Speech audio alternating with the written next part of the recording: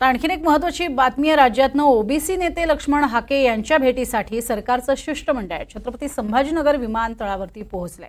शिष्टमंडळामध्ये मंत्री उदय सामंत, गिरीश महाजन, अतुल सावे यांचा सहभाग आहे। संभाजीनगर विमानतळावरनं सरकारचं शिष्टमंडळ हे लक्ष्मण हाके यांच्या भेटीसाठी पोहोचलेलं आहे। हाकेंच्या भेटीसाठी वडीगोद्रीमध्ये हे शिष्टमंडळ दाखल झालेलं आहे। वडीगोद्रीमध्ये जिथे हे उपोषण सुरू आहे त्याच ठिकाणी आता हे शिष्टमंडळ पोहोचलंय। उदय सामंत, अतुल सावे, गिरीश महाजन हे सगळेजण या ठिकाणी पोहोचलेले आहेत। हाकेंची भेट घेण्यासाठी सध्या आपण बघतोय वडीगोद्रीमध्ये हे शिष्टमंडळ पोहोचलंय। ही दृश्य आहे ज्यावेळेला ते विमानतळावरती पोहोचले तेव्हाची, आणि त्यानंतर हे आता शिष्टमंडळ वडीगोद्री या ठिकाणी पोहोचलंय। ओबीसी आरक्षणामध्ये कोणत्याही स्वरूपात दुसऱ्याला वाटा दिला जाऊ नये या मागणीसाठी हे उपोषण होतंय। लक्ष्मण हाके यांनी जे उपोषण सुरू केले त्याला राज्यभरातनं अतिशय चांगला प्रतिसाद मिळतोय। अनेक ठिकाणी ही उपोषणही सुरू झालेली आहेत त्यांना पाठिंबा देण्यासाठी। मात्र आता सरकारचं शिष्टमंडळ काय स्वरूपाची शिष्टाई करतं हे पाहणं महत्त्वाचं ठरणार आहे। ओबीसी आरक्षणातून मराठा आरक्षण दिलं जाऊ नये ही प्रमुख मागणी घेऊन हे उपोषण आपल्याला होताना पाहायला मिळतंय। यात मराठा ओबीसी हा वाद येऊ नये यासाठी सरकारला प्रयत्न करावे लागतात, आणि त्यासाठी खास करून ओबीसी नेते हेच यांचा पुढाकार इथे घेतला जातोय। आणि तसंच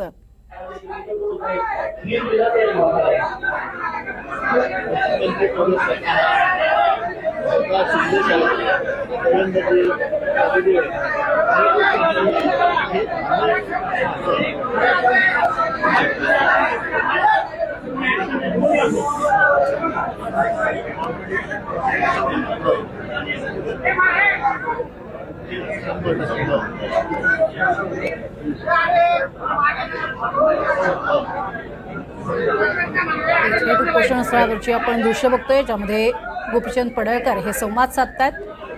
अतुल सावे, गिरीश महाजन आणि उदय सामंत हे चर्चा करतायत आणि नेमक्या काय स्वरूपाच्या मागण्या आहेत हे जाणून घेण्याचा प्रयत्न करतायत।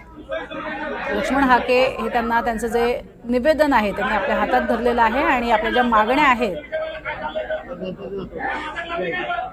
त्या महाजनांना आणि सामंत यांना सांगितल्या जात आहेत। यापूर्वी अतुल सावे हे भेट घेऊन गेलेले होते, मात्र त्यानंतर आपण बघतोय सरकारचं शिष्टमंडळ हे शिष्टाईसाठी इथे पोहोचलेलं आहे। ही शिष्टाई यशस्वी होते का ठरते का हे पाहणे तितकंच महत्त्वाचं ठरणार आहे।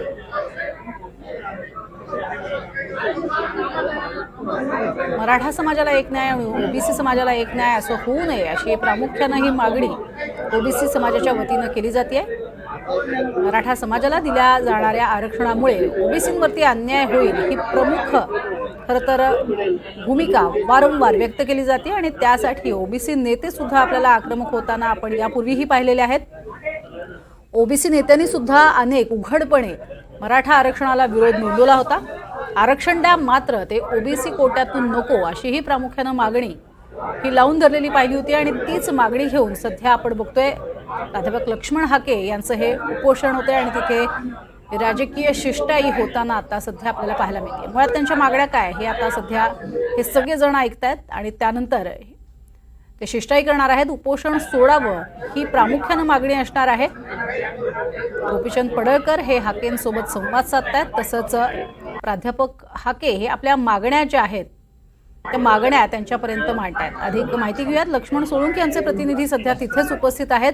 लक्ष्मण, आपण बघतोय की हाके महत्त्वाचे जे त्यांच्या मागण्या आहेत त्या मागण्यांचं निवेदन हे सरकार समोर मांडतायत।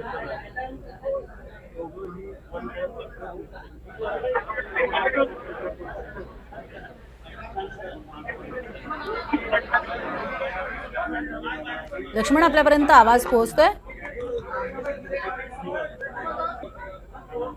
गोपीचंद पडळकर यांच्यासोबत आपण बघतोय त्यांनी हातामध्ये एक हाकेंनी घेतलेलं हे निवेदनाचं पान आहे, आणि काय स्वरूपाच्या मागण्या आहेत त्या त्याच्यामध्ये नमूद केल्यात, आणि गिरीश महाजन यांना ते संपूर्ण या मागण्या सांगता आहेत। उदय सामंत आणि गिरीश महाजन हे त्यांच्या अगदी डोक्याशीच बसलेले आहेत, त्या सगळ्या मागण्या ते ऐकून घेत आहेत। अतुल सावे हे देखील यापूर्वी येऊन गेलेले आहेत, त्यामुळे त्यांना या मागण्यांसंदर्भात कल्पना आहेच. मात्र सरकार आता याची कशी दखल घेतं हे पाहणंही तितकंच महत्त्वाचं ठरणार आहे. लक्ष्मण सोळंकी आमचे प्रतिनिधी आपल्या सोबत आहेत. लक्ष्मण, काय प्रामुख्यानं मागण्या आता सध्या हाके मांडतायत ते कळू शकते का? आपण बघू शकतो की या ठिकाणी सरकारचं शिष्टमंडळ या ठिकाणी दाखल झालेलं आहे आणि शिष्टमंडळाकडे आता हाके यांनी आपलं मागण्यांचं पत्र त्यांना ते वाचून दाखवत आहे. आपण बघू शकतो की जो सगळ्या सोयऱ्याच्या कायद्याबाबत सरकारने जे मराठा आंदोलक मनोज तरंगे यांना जे आश्वासन दिलं होतं, त्यामुळे ओबीसी समाजाला धक्का बसणार नाही याची शाश्वती लेखी स्वरूपात सरकारने द्यावी अशी मागणी आता हाकेंनी या शिष्टमंडळाकडे केलेली आहे. आता शिष्टमंडळामध्ये जे गिरीश महाजन आहे, त्याचबरोबर उदय सामंत आहे, त्यांच्याशी चर्चा करतायत. त्याबाबत ते त्या संपूर्ण मागण्याबाबत ते चर्चा करतायत आणि आपण बघू शकतो की या ठिकाणी हाके यांचा आज उपोषणाचा 9वा दिवस आहे. हाके अजूनही आपल्या मागणीवर ठाम आहे.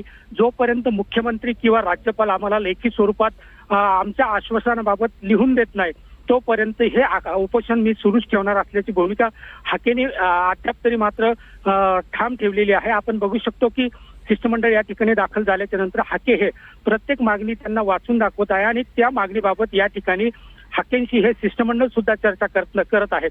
आपण बघू शकतो की आता या शिष्टमंडळांना हाके यांच्या मागण्यावर काय निर्णय घेतं हे पाहणं आता महत्वाचं ठरणार आहे.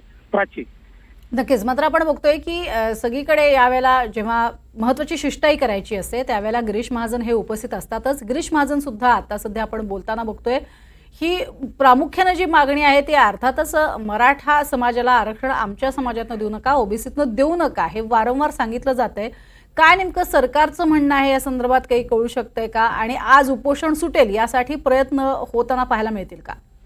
आपण बघू शकतो की सरकारचं जे म्हणणं आहे की सरकारनं यापूर्वीही कालही एकनाथ शिंदे जे मुख्यमंत्री आहेत त्यांनी ओबीसी समाजाला आश्वासन दिलं होतं की कुठल्याही प्रकारच्या ओबीसी समाजाच्या आरक्षणाला धक्का बसणार नाही, अशा स्वरूपाचं आरक्षण हे मराठा समाजाला दिलं जाईल. मात्र आपण बघू शकतो की एकीकडे दुसरीकडे बिहार राज्याचा सुप्रीम कोर्टानं जो निर्णय दिलेला आहे की जे 52% वर जे आरक्षण आहे ते कुठल्याही समाजाला देता येणार नाही, ते खारिज केलेलं आहे. त्यामुळे सरकारने दिलेलं 10% आरक्षण हे सुद्धा धोक्यात आलेलं आहे आणि त्यामुळे मनोज जरांगे यांची मागणी आहे की जे सगळे सोयऱ्याचा अध्यादेश लागू केल्याच्या नंतर संपूर्ण मराठा समाजाला ओबीसीतूनच आरक्षण मिळणार आहे. यापूर्वीही कुणबी प्रमाणपत्र जे वितरित झाले ते ओबीसी समाजातूनच त्या मराठा समाजाला आरक्षण मिळालेलं आहे. त्यामुळे सरकारसमोर सुद्धा हा प्रश्न निर्माण झालेला आहे की एकीकडे मराठा समाजाकडून ओबीसीतून आरक्षण मागितले जात आहे, तर दुसरीकडून आता ओबीसी समाजातून या मराठा समाजाला आरक्षण मिळू नये म्हणून आंदोलन सुरू आहे. त्यामुळे निश्चितपणे सरकारसमोर सुद्धा हा मोठा प्रश्न निर्माण झालेला आहे. त्यामुळे आता सरकार यातून काय तोडगा काढतं हे महत्वाचं ठरणार आहे. प्राची, नक्कीच. धन्यवाद लक्ष्मण या संपूर्ण सविस्तर माहितीसाठी.